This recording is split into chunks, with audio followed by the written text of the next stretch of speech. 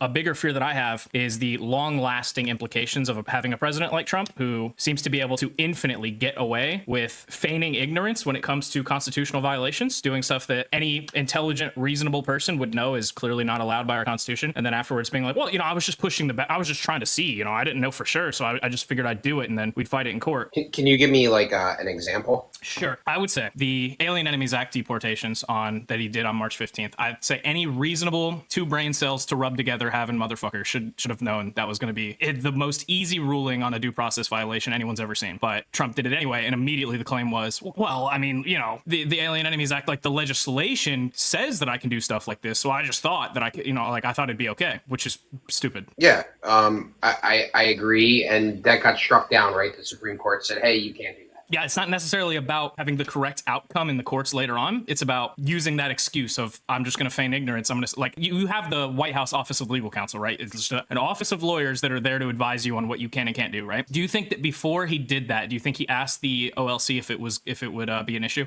Sure. What do you think they said?